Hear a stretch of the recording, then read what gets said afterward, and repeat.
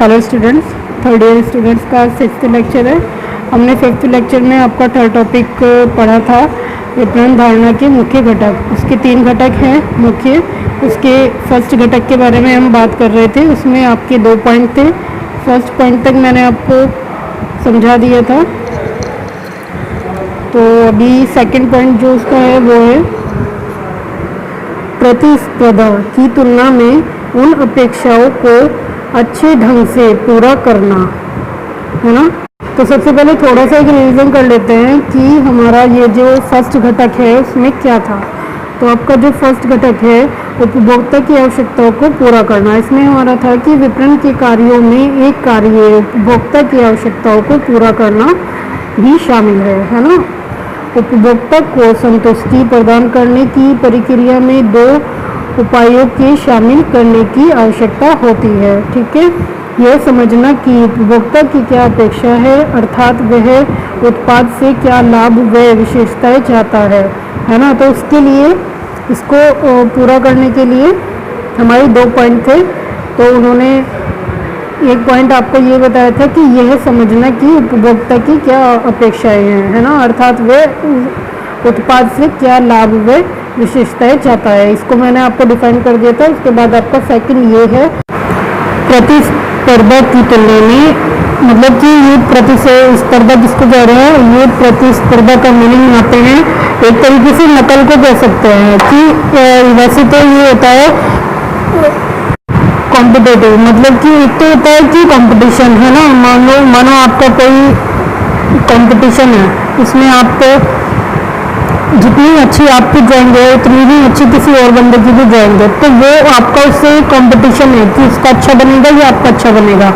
तो ये हो गई वर्क की बात कि आपका उससे कंपटीशन है। लेकिन अगर जब मार्किंग की बात आती है या बंदे की बात आती है कि वो 2 बंदे कौन है, एक आप है और एक वो है, तो वो आप दोनों एक दूसरे की क्या हुए, कॉम्पिटेटिव हुए, मतलब आप दोनों एक दूसरे की अगेंस्ट हुए या कुछ भी कह सकते हैं, है ना। आप दोनों एक दूसरे को एक तरीके से नकल कर रहे हैं, या आपके कंपैरिजन में वो आपसे अच्छा है या आप उससे अच्छे हो। इस तरीके की मतलब अर्थ को समझते हुए हम इसको इस तरीके से डिफाइन कर सकते हैं, है ना।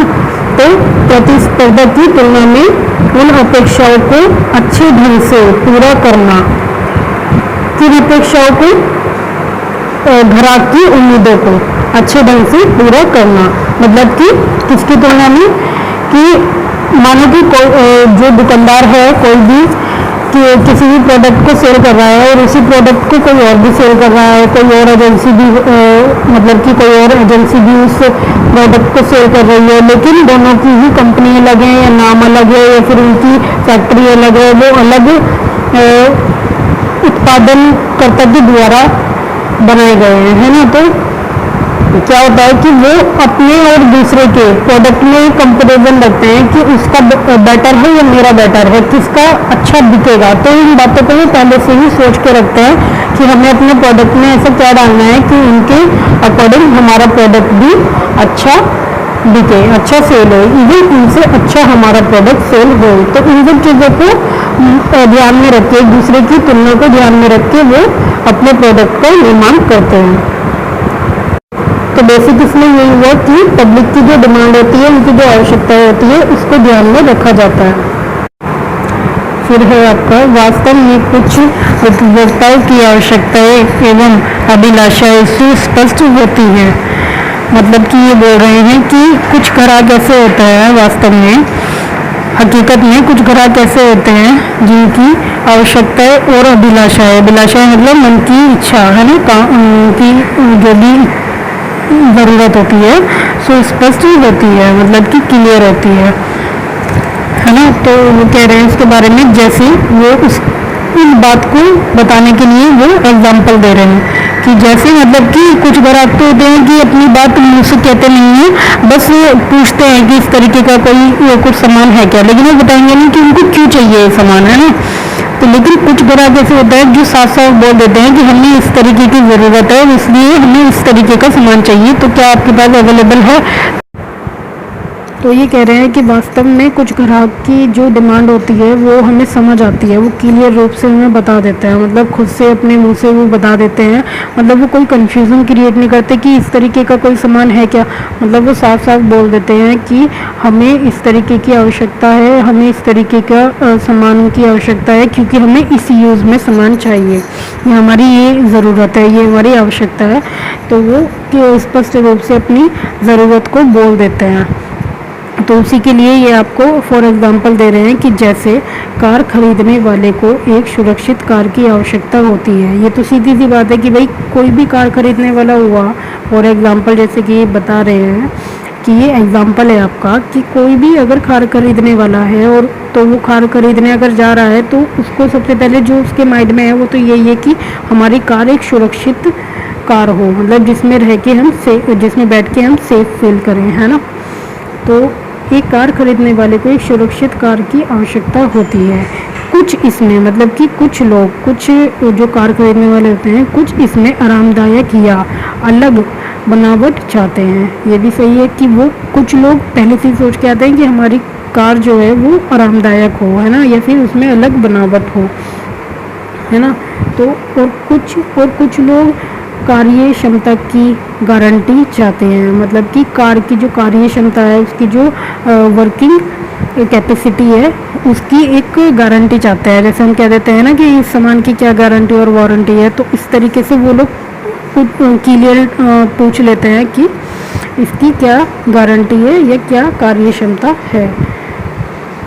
कुछ इसमें माइलेज की बात करते हैं। अभी मतलब कि वो कार के बारे में बोल रहे हैं कि कुछ इसमें साफ सीधी बात बोलते हैं कि इसका क्या माइलेज है।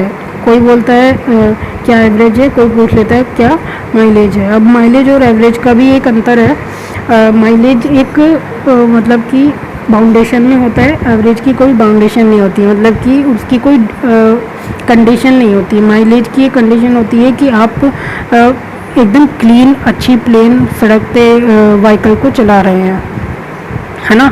लेकिन जो एवरेज होता है उसकी ऐसी कोई कंडीशन नहीं होती, वो हर कंडीशन के रोड पे सरवाइव करके या हर कंडीशन में चाहे वो हाईवे हो चाहे वो सिटी के अंदर हो, वो हर कंडीशन में आपको एवरेज दे, जो मतलब कि सीधी बात है कि जो किसी भी तरीके की बाउंडेशन में नहीं होता है, वो तो होता है एवरेज। मतलब आप शहर में चला रहे हैं या हाईवे पे चला रहे हैं, जो आएगा वो एवरेज आएगा।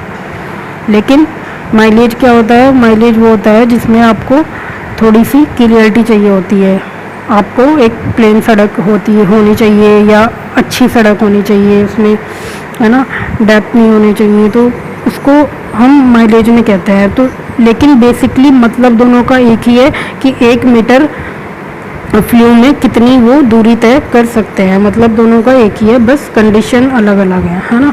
तो वो माइलेज उस चीज़ को बोल रहे हैं। तो ये सब एक कार खरीदने वाला ग्राहक इस तरीके के क्वेश्चंस पूछता है, तो वो क्या हो जाती है, उनकी आवश्यकताएं, ज़रूरतें, उनकी चाहत कि वो क्या चाहते हैं अपने प्रोडक्ट से।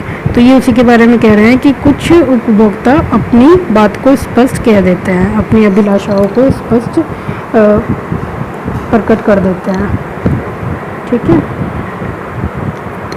तो आगे इन्होंने बताया है कि इस प्रकार, मतलब कि ये जो एग्जाम्पल दिए गए हैं, इनको समझने के बाद समझ में आता है कि इस प्रकार निर्माता संगठन उपभोक्ताओं की आवश्यकताओं को समझने और उनको पूरा करने पर पूर्ण रूप से ध्यान देते हैं।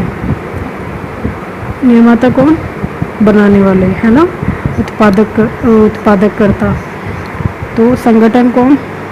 वही जो मैंने आपको पहले बताया था कि अपने सारे संगठनों को, मतलब कि जो उनके माल को पब्लिक तक पहुंचाते हैं, वो जो सारे उनके संगठन हो गए, जो तरीके हो गए उनके जितने भी, उन सभी संगठनों को उपभोक्ताओं की आवश्यकताओं को समझने, मतलब कि समझने और उनको पूरा करने पर पूर्ण रूप से ध्यान देते हैं, है ना। तो समझ आ गया होगा आपको कि वो उनकी मतलब कि वो उन्हें कहते हैं कि आप उपभोक्ताओं की इन सब बातों को ध्यान में रखा करें, ताकि हम लोग उन पर काम कर सकें।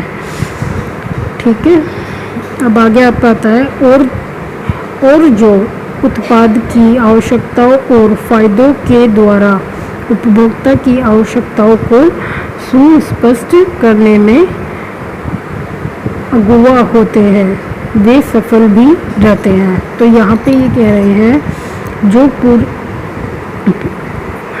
और जो उत्पाद मतलब कि आपका प्रोडक्ट हो गया, उत्पाद की विशेषताओं की मतलब कि उसकी विशेषताओं, जैसे कि यहाँ पे आपको एग्जांपल कार का दिया गया था, तो हम यहाँ पे भी कार को रख लेते हैं। आपका उत्पाद हो गया कार, उसकी विशेषताएं होगी कि उसके अंदर क्या गुण है, और उनके फ़ायदे हो गए कि उसमें हमें क्या फ़ायदा है कि हमारा पेट्रोल कम लगता है, जैसे इस तरीके के फ़ायदे हो गए के द्वारा उपभोक्ता की मतलब कि ग्राहक की जो उसको खरीद रहा है कि आवश्यकताओं को सुस्पष्ट करने में अगुआ का यहाँ पे क्या मीनिंग है। ये जो वर्ड है अगुआ, ये बहुत कम यूज़ किया जाता है, तो इसका मीनिंग आप यहाँ पे अपनी नोटबुक में नोट करेंगे।